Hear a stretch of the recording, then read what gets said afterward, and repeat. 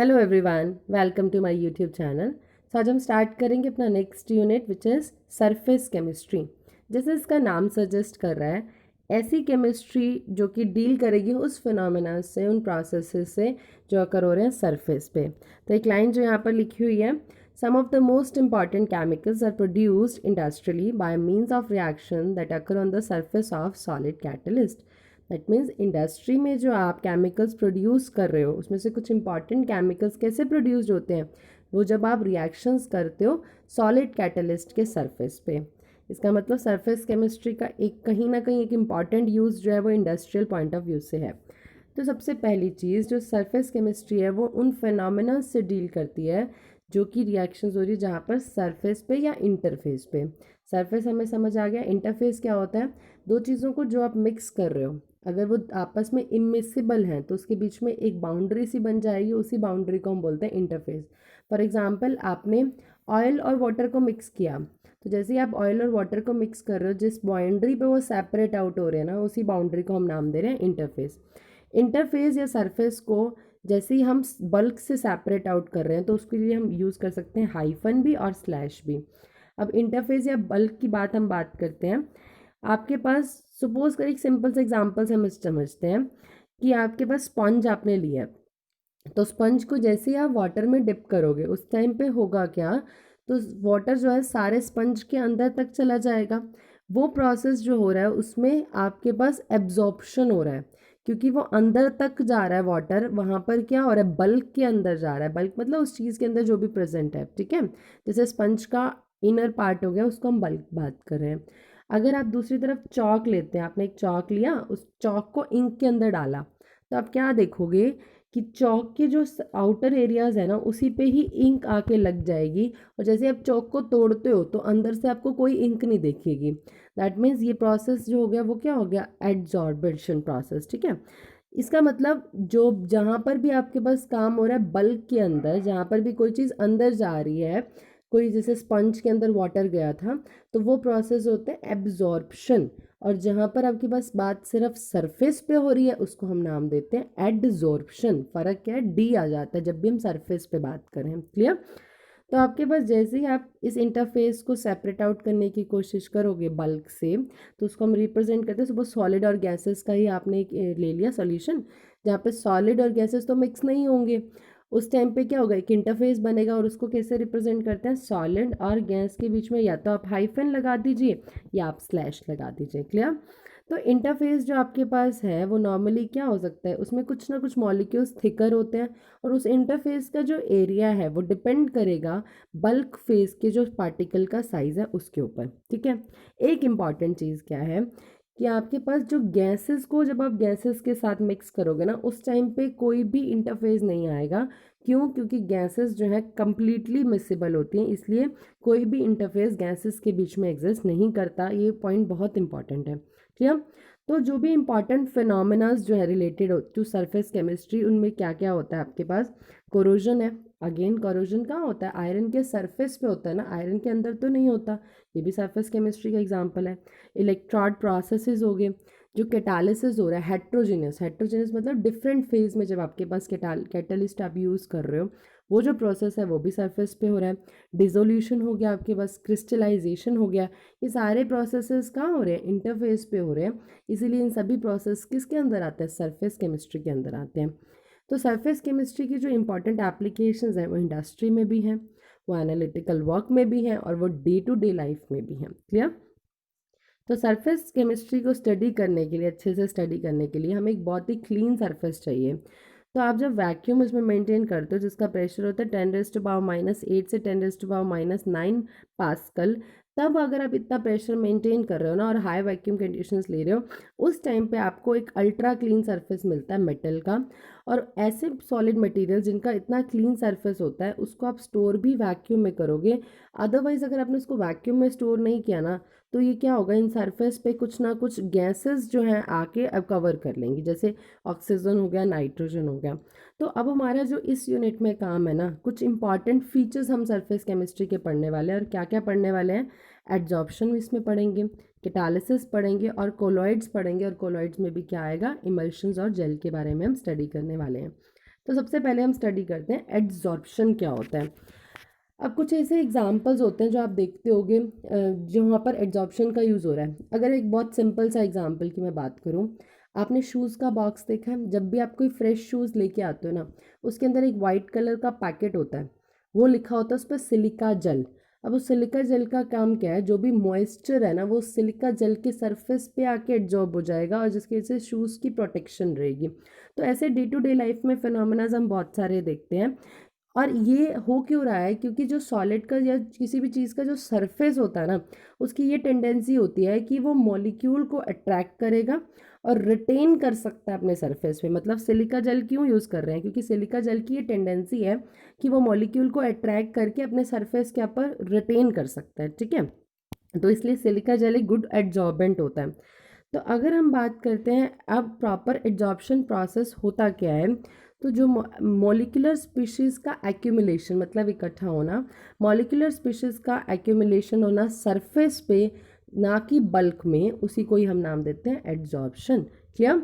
Adsorption क्या है, आपके पास जो भी मॉलिक्यूलर स्पीशीज़ हैं आके रिटेन करेंगे सरफेस पे, बल्क पे नहीं जाएंगे, उसी प्रोसेस को हम नाम क्या दे रहे हैं, एड्जॉर्प्शन प्रोसेस। और इस टाइप पे जो मॉलिक्यूल्स हैं वो सिर्फ सरफेस पे आके रुकते हैं, अंदर नहीं जाते। क्लियर है ये चीज़? उसके बाद कुछ और टर्म्स आती हैं। वो मोलिकुलर स्पीशीज़ जो आपके पास सरफेस पे आके इकट्ठे हो रहे हैं, एक्यूमुलेट हो रहे हैं, उसको हम बोलते हैं एड्जॉर्बेट। मान लीजिए सिलिका जेल है, इस पे जो भी आपके पास मोलिकुलर स्पीशीज़ आके कलेक्ट हो रहे हैं उसको हम नाम क्या दे रहे हैं, एड्जॉर्बेट। और जिस मटेरियल पे यहाँ की एड्जॉर्प्शन हो रहा है उसको हम नाम देते हैं एड्जॉर्बेंट। जैसे ये क्या हो गया आपके पास, एड्जॉर्बेंट, क्योंकि इस पे ही आके क्या हो रहे हैं, मॉलिक्यूलर स्पीशीज़ जो है रिटेन हो रहे हैं। क्लियर? और इस पूरे प्रोसेस को हम नाम देते हैं एड्जॉर्प्शन प्रोसेस। सो एड्जॉर्प्शन डेफिनेटली क्या है, एक सरफेस फिनोमेना है। अब ऐसे सॉलिड्स जो कि फाइनली डिवाइडेड स्टेट में है, अगर आपने एक चीज़ को बिल्कुल डिवाइड कर मतलब तोड़ दिया अच्छी तरह से, पूरा आपने इसको प्योरली अपने इसको प्योर फॉर्म बना दी, मतलब छोटे छोटे टुकड़ों में बांट दिया इसको, उस टाइम पे इसका क्या होगा, सरफेस एरिया बढ़ जाएगा। जब सरफेस एरिया बढ़ जाएगा तो ये गुड एड्जॉर्बेंट की तरह काम करेंगे। और गुड एड्जॉर्बेंट्स होते कौन कौन से, चारकोल हो गया, सिलिका जेल हो गया, एल्यूमिना जेल हो गया, क्ले हो गए, कोलॉइड्स हो गए और मेटल जो कि फाइनली डिवाइडेड स्टेट में है। ये सारे कैसे काम कर रहे हैं, गुड एड्जॉर्बेंट्स की तरह काम कर रहे हैं। अब बात आती है कि हमें ये पता कैसे चला, सरफेस केमिस्ट्री में हम बात तो कर रहे हैं एड्जॉर्प्शन प्रोसेस हो रहा है, एड्जॉर्बेंट है आपके पास, कुछ ना कुछ सब्सटेंस को एड्जॉर्ब कर रहे हैं अपने सरफेस पे, तो हमें पता कैसे चला। देखिए केमिस्ट्री में कोई भी चीज़ को अगर हमें पता करना है ना, तो वो डे टू डे लाइफ से हम रिलेट करते हैं। कुछ फिनोमेनाज आप देखते हो, केमिस्ट्री एक्चुअली है भी ऐसी कि कुछ फिनोमेनाज आपने ऑब्जर्व किए, ऑब्जर्वेशन के हिसाब से आप उस पर एक थ्योरेटिकल पर्सपेक्टिव देते हो। यही काम सरफेस केमिस्ट्री के साथ हुआ। तो आपने कुछ फिनोमेनाज को देखा, फिर साइंटिस्ट ने सोचा अच्छा ये चीज़ ऐसे हो रही है तो क्यों हो रही है, इसका रीज़न क्या है, उस रीज़न के बेसिस पे ही सरफेस केमिस्ट्री की डेवलपमेंट हुई। तो अब हम वही पढ़ने वाले हैं कि क्या क्या फिनोमेनाज हैं जिसके बेसिस पे हमने सरफेस केमिस्ट्री की बात की और जिसके बेसिस पे हम ये बोलते हैं कि सिलिका जेल अच्छे एड्जॉर्बेंट हैं या फिर चारकोल एक अच्छा एड्जॉर्बेंट है। तो फर्स्ट क्या है आपके पास, एक कोई भी गैस आप मान लो, ऑक्सीजन है, हाइड्रोजन है, कार्बन मोनोऑक्साइड है, क्लोरीन है, अमोनिया है, सल्फर डाइऑक्साइड है, उसको आपने एक क्लोज्ड वेसल में लिया और उस क्लोज्ड वेसल में ऑलरेडी क्या पड़ा था, पाउडर चारकोल था। तो आप थोड़ी देर बाद क्या देखते हो, जो भी प्रेशर था ना गैस का वो डिक्रीज होने लग गया। प्रेशर डिक्रीज होने लग गया, इसका मतलब कहीं ना कहीं जो गैसेस की मूवमेंट थी वो कम होने लग गई। अब वो गैसेस की मूवमेंट कम कैसे हुई, क्योंकि गैस के जो मॉलिक्यूल्स थे वो चारकोल के सरफेस पे आके एड्जॉर्ब होने लग गए। ठीक है, दूसरा, हमने एक ऑर्गेनिक डाई का सॉल्यूशन लिया, मान लीजिए मिथाइलिन ब्लू है आपके पास डाई, उसका आपने सॉल्यूशन लिया। जब उसमें एनिमल चारकोल आपने ऐड किया और उस सॉल्यूशन को अच्छे से मिक्स किया, तो आप क्या देखते हो, जो फिल्ट्रेट है, जैसे आपने उसको छाना तो उसने आप क्या देखा कि जो फिल्ट्रेट है वो कलरलेस हो गया। तो हमने तो डाई ब्लू कलर की ली थी, अब फिल्ट्रेट कलरलेस कैसे हो गया, इसका मतलब जो डाई के मॉलिक्यूल्स हैं ना वो कहाँ पे एक्यूमुलेट हो गए, चारकोल के सरफेस पे एक्यूमुलेट हो गए, तभी तो डाई का जो कलर है वो रिमूव हो गया और फिल्ट्रेट जो है कलरलेस आ गया। थर्ड इज, जब आपने रॉ शुगर का एक एक्वस सॉल्यूशन लिया और उसको पास किया एनिमल चारकोल से, फिर आप देखते हो वो भी कलरलेस हो रहा है। क्यों, क्योंकि कलरिंग सब्सटेंस जो उसमें था ना वो एब्जॉर्ब हो गया चारकोल पे आके। लास्ट इज, आपने जैसे ही सिलिका जेल की बात की, उस टाइम पे जो एयर आप ले रहे हो ना, सिलिका जेल की प्रेजेंस में जो भी एयर ले रहे हो वो ड्राई हो रही है। क्यों? क्योंकि सिलिका जेल की ये टेंडेंसी है कि वाटर मॉलिक्यूल्स को वो एब्जॉर्ब कर लेगी, क्योंकि अभी हमने बात की कि सिलिका जेल क्या गुड एब्जॉर्बेंट है। तो जैसे ही देखा कि एयर जो जहाँ पर आपके पास सिलिका जेल है वहाँ की एयर जो है वो ड्राई हो गई। अब साइंटिस्ट के दिमाग में आया कि इसके ड्राई होने का कारण क्या है, और वो कारण क्या था कि जो वाटर मॉलिक्यूल्स थे ना वो सिलिका जेल के सरफेस पे आके एब्जॉर्ब हो रहे थे, इसी वजह से वहाँ की जो एयर थी वो ड्राई हो रही थी। तो इन्हीं एग्जाम्पल से हमें ये पता चला कि जो सॉलिड के सरफेस है ना वो होल्ड कर सकते हैं गैसेस या लिक्विड के मॉलिक्यूल्स को, किस प्रोसेस से? एड्जॉर्प्शन प्रोसेस से। अब एक और प्रोसेस होता है जहाँ पर आप ये एड्जॉर्ब मटेरियल को रिमूव कर सकते हैं, उसको हम नाम देते हैं डिसॉर्प्शन। क्लियर है ये चीज़? अब डिस्टिंक्शन करते हैं एड्जॉर्प्शन के बीच में और एब्जॉर्प्शन। ध्यान से समझिएगा, एड्जॉर्प्शन और एब्जॉर्प्शन। एब्जॉर्प्शन जो कि आपके पास बल्क में फिनोमेना आकर हो रहा है, और एड्जॉर्प्शन जो कि सरफेस फिनोमेना है।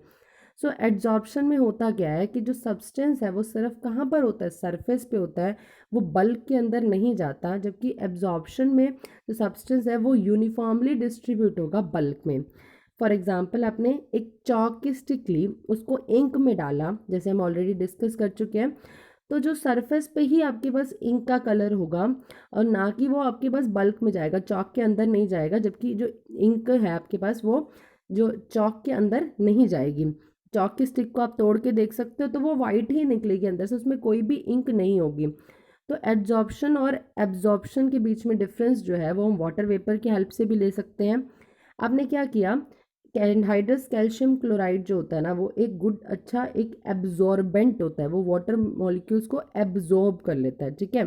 जबकि जो सिलिका जेल है वो क्या करता है? एड्जॉर्ब करता है। क्लियर?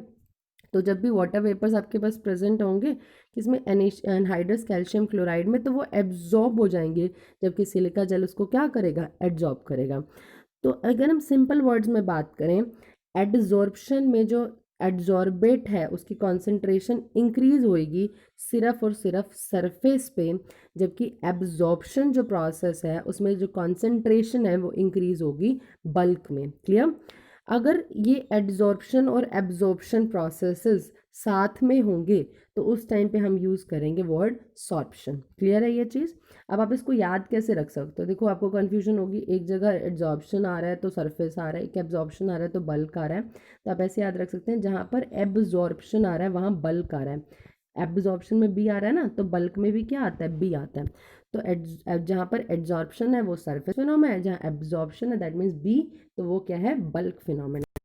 सो सॉर्प्शन का हम एग्जांपल जो कंसीडर कर सकते हैं वो ये है कि आपने किसी भी कपड़े को अगर डाई करना है तो डाई करोगे तो उसका कलर जो है वो सरफेस पे भी आएगा और वो बल्क के अंदर भी आएगा।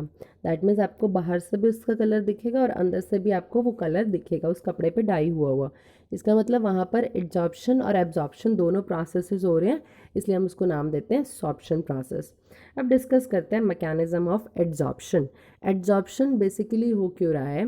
देखिए, एड्जॉर्प्शन का कारण ये है कि सरफेस पे जो भी फोर्सेस है ना वो बैलेंस्ड फोर्सेस नहीं है, जबकि बल्क में जो फोर्सेस हैं वो क्या है? बैलेंस्ड हैं। सो आपने कोई भी एड्जॉर्बेंट की बात की, उसका ये बल्क फेज है। बल्क फेज में आपके पास क्या है? पार्टिकल्स प्रेजेंट है।